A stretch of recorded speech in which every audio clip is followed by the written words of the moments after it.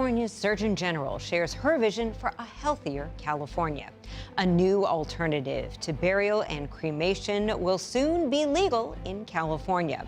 And how a city can even begin to think about healing as LA City Council resumes in the wake of a scandal. This is Inside the Issues.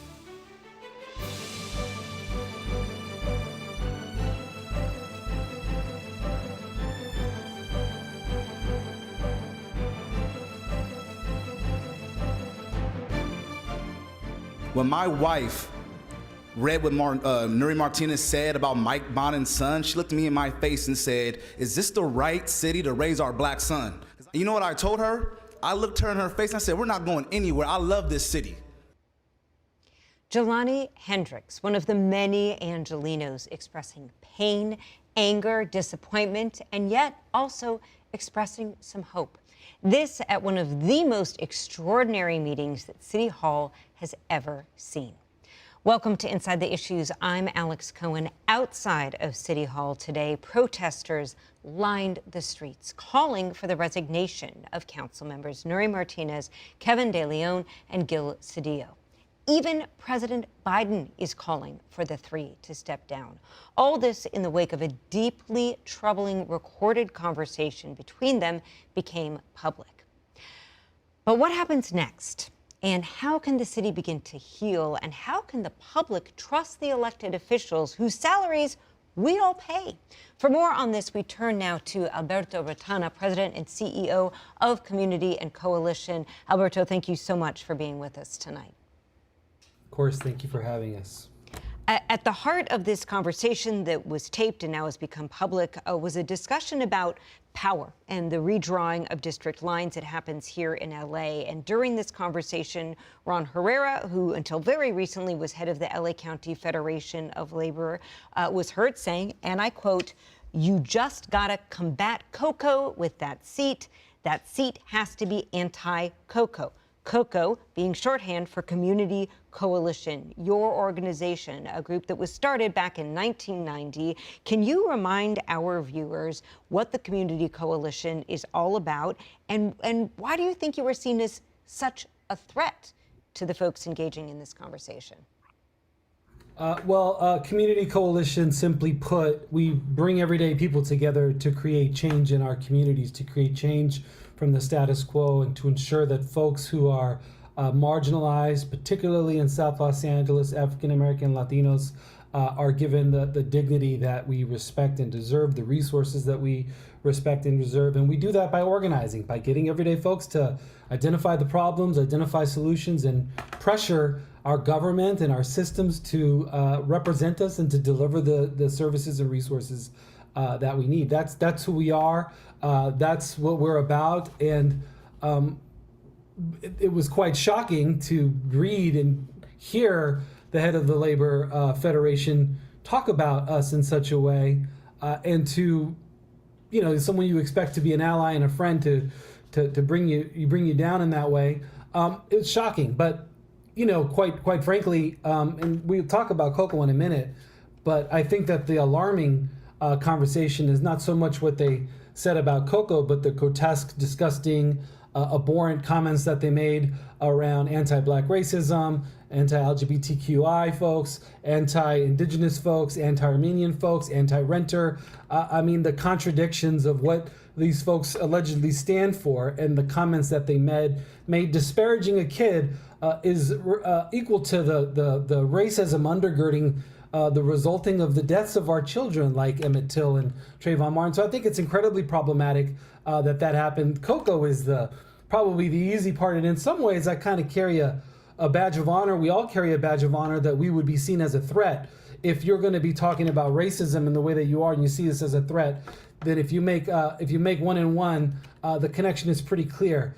We're fighting against anti-Black racism. We're uniting African Americans and Latino against a broader agenda, and that seemed to have been a threat to the power that they were trying to build.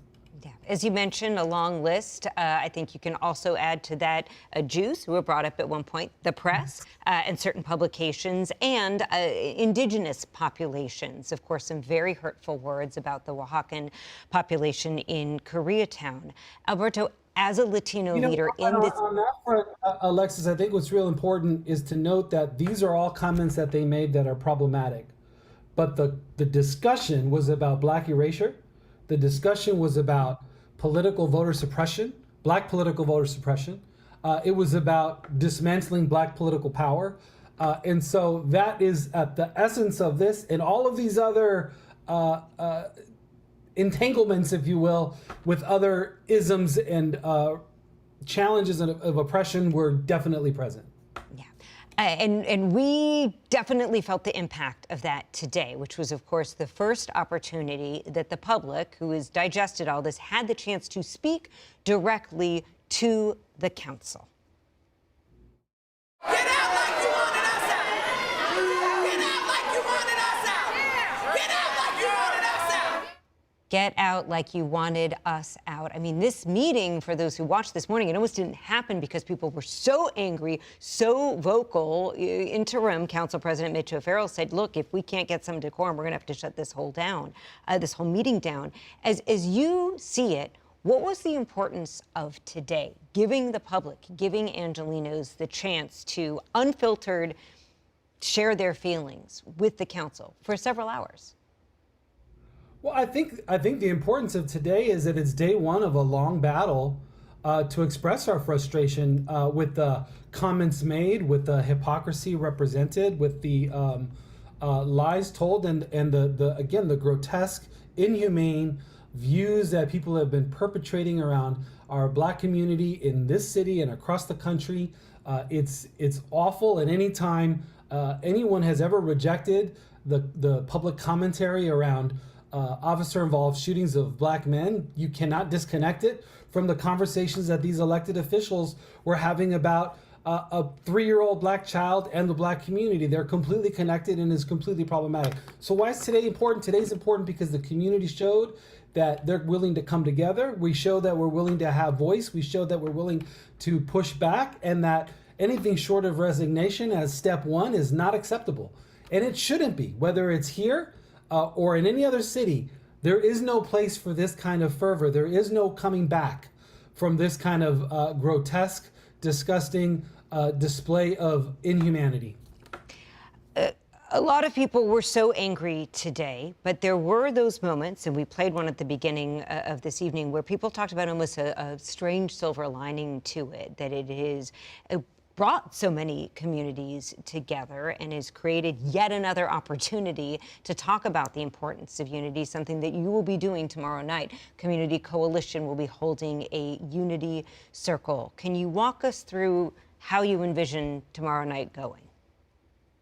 I envision a community coming together, some cynical, some concerned, some sad, some looking to find some wholeness, some looking to get some of their cup a little bit filled over the last few days as it's ripped apart our souls and our minds and our families, the conversations that we're having with our children, for Black folks in this city to continue to be under the attack of not just what you expect. It's one thing to hear from a MAGA Trump person, but then from someone who's been promising that they're with you and then they turn their back on you. That's incredibly traumatizing and re-traumatic. So what we'd like to do tomorrow is really create the space for folks to talk, to connect, to be listened to be acknowledged, to talk about how they felt about yesterday. Part of it is about getting everyday folks, our parents, our abuelitas, our grandmothers, our youth, our aunts, our uncles, our local store owners, our renters, our homeowners, to have a real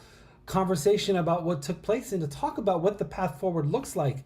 We have to ask everyday people what they see the future. Hold past resignation, because we know once they step down, that's not enough. We have to do the structural work. We have to address the structural racism, the anti-Black racism in particular, that has unfolded in the council, and make some severe commitments to make some changes to really, really address and center Black lives, like we talked about just 2 years ago when people were in the streets calling for Black Lives Matter. We don't want a DEI exercise where we're just doing branding and names and trainings. That's great. We've been there. We've been there before, and clearly right. By more DEI, needs to be done.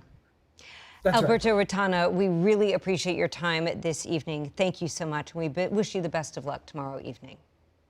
Thank you.